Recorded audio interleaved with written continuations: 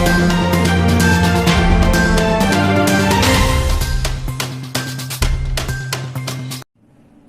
News में आपका स्वागत है। आज की प्रमुख खबर इस प्रकार से कि मैंने 23 तारीख की रात को 9 बजे मुख्यमंत्री पद की शपथ ली और रात के 10 बजे मेरी पहली बैठक कोरोना को लेके हो गई। उसके पहले ये दुर्भाग्य था कि मुख्यमंत्री स्तर पर एक भी बैठक कोरोना को लेकर नहीं हुई थी।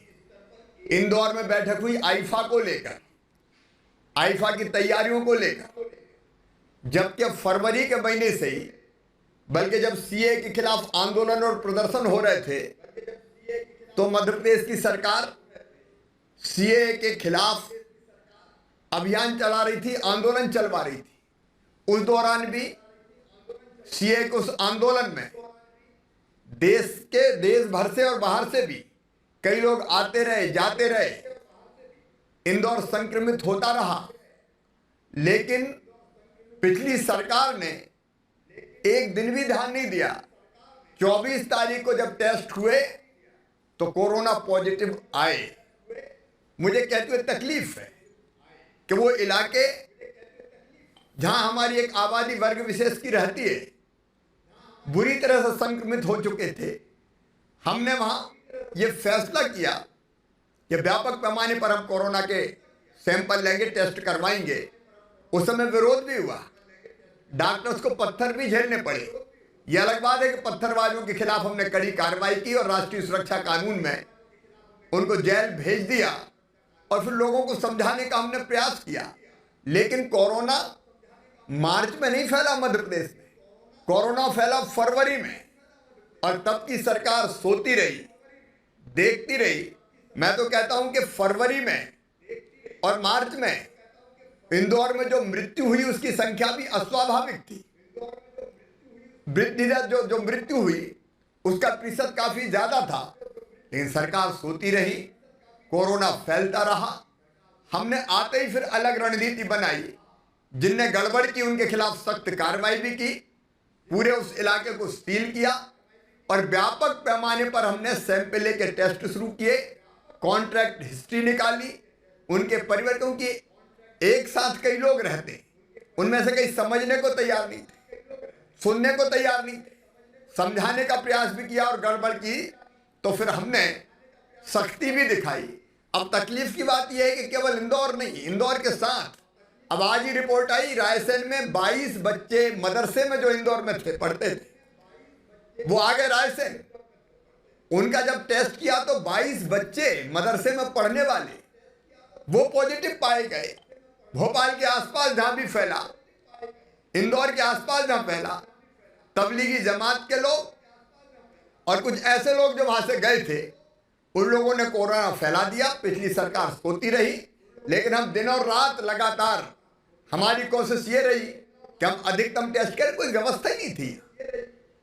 24 तारीख तक, 23 तारीख की रात तक कोई बैठक नहीं हुई। मैं ये कह रहा हूं स्पष्ट रूप से कि पिछले मुख्यमंत्री ने, कमलनाथ जी ने, उस सरकार ने कोई ध्यान नहीं दिया। अब राहुल गांधी कह रहे हैं फरवरी में कि कोरोना फैल रहा है, लेकिन उनकी सरकार यहां सोती रही। इंदौर में मीटिंग हुई, लेकिन मीटिंग हुई आईफा के आयोजन की, जिसमें फिल्म एक्टर्स आने वाले थे। उसकी चर्चा के लिए, उसकी मीटिंग के लिए वक्त था, कोरोना से निपटने के लिए कोई वक्त नहीं था। कोरोना से निपटने के लिए, रोकने के लिए, संक्रमण ये हो नहीं सकता कि इनको पता ना हो। ये हो ही नहीं सकता कि मुख्यमंत्री को, तत्कालीन मुख्यमंत्री को, कमलनाथ को ये पता ना हो कि इंदौर में कोरोना फैल रहा है। लेकिन चिंता कोरोना की थी नहीं। फिल्म एक्टर बुलाते रहे, पैसा इकट्ठा करते रहे, आईफा के आयोजन की तैयारियों में जुटे रहे, और कोरोना फैलते फैलते इतना गंभीर हो गया, सीए का आंदोलन चलता रहा। इसकी कोशिश करते रहे। खुद जुलूस लेके मुख्यमंत्री निकलते हैं, भोपाल में भीड़ लेके सीए के खिलाफ। अब ये सब वो करते रहे, लेकिन कोरोना से निपटने के लिए योजना बनाने का वक्त उनके पास नहीं था। कमलनाथ जब मुख्यमंत्री थे, सबसे तीखा विरोध, क्योंकि निकम्मी, भ्रष्ट और बेईमान सरकार थी, और पूरे प्रदेश की जनता ये चाहती थी कि ये सरकार जितने जल्दी जाए उतना प्रदेश के लिए अच्छा है। मध्य प्रदेश को तबाह और बर्बाद करने वाले अगर कोई हैं तो कमलनाथ है, उनकी सरकार थी। और मैं पहले भी तीखा विरोध करता रहा हूं और आज भी मेरा स्पष्ट कहना कि सरकार के निकम्मेपन के कारण, नकारापन के कारण, संवेदनहीन होने के कारण ये कोरोना इतना फैला। पत्थरबाजी की थी वो सब एनएसए में बंद है। मुझे लगता है कि जानकारी ठीक से गई नहीं, जेल भेजा गया है, गड़बड़ कर एनएसए में भेजा गया है जेल। गड़बड़ करने वाले को हम छोड़ेंगे नहीं किसी भी कीमत पर। नहीं मगर जो तबलीगी, आज भी वो लोग एनएसए में बंद हैं।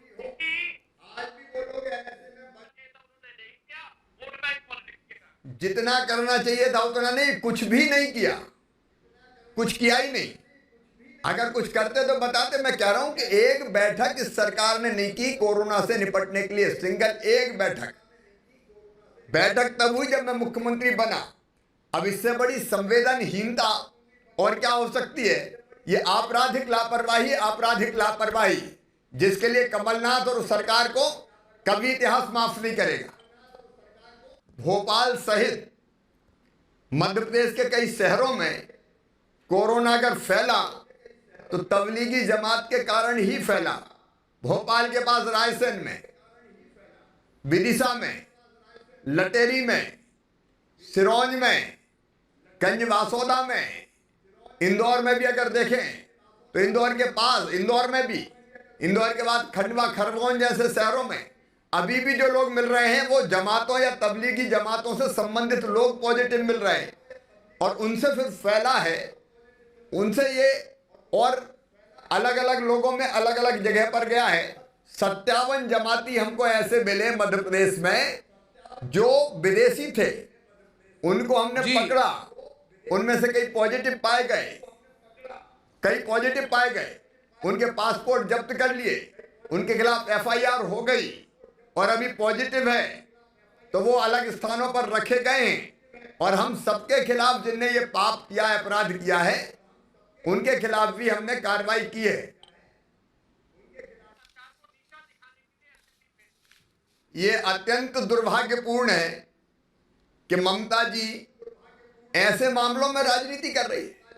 नरेंद्र मोदी जी भारत के अद्भुत नेता हैं, वैश्विक नेता हैं, उनके पीछे पूरा हिंदुस्तान खड़ा है और कोरोना के खिलाफ उन्होंने जो लड़ाई लड़ी है उस लड़ाई में पूरा देश उनके साथ है। ऐसे दूरदर्शी नेता, ऐसे दृढ़ इच्छा शक्ति वाले नेता इतिहास में कभी कभी पैदा होते हैं।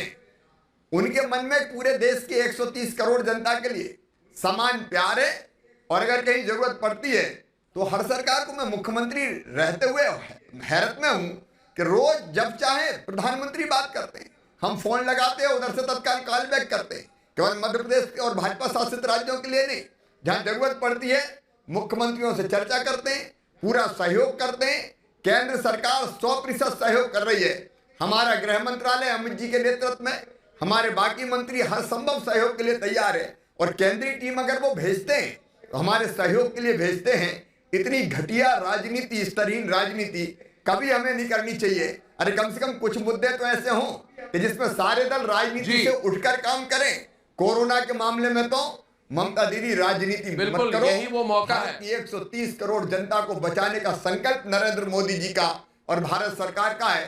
केंद्रीय टीम भी अगर भेजते हैं तो इसलिए भेजते हैं। मैंने स्वागत किया है, उस टीम के साथ हम चर्चा भी कर रहे हैं और उस टीम से अगर हमको और भी बेहतर इलाज के तरीके मिलेंगे तो चर्चा करके हम उनका इस्तेमाल करेंगे। हम ये ईगो क्यों पालें कि हम जो कर रहे हैं वही सर्वश्रेष्ठ है। जरूर, जहां भारत सरकार अगर गाइड कर रही है, मदद कर रही है तो उसका स्वागत करना चाहिए, मदद लेना चाहिए, प्रधानमंत्री जी का आभार मानना चाहिए, गृह मंत्रालय को धन्यवाद देना चाहिए।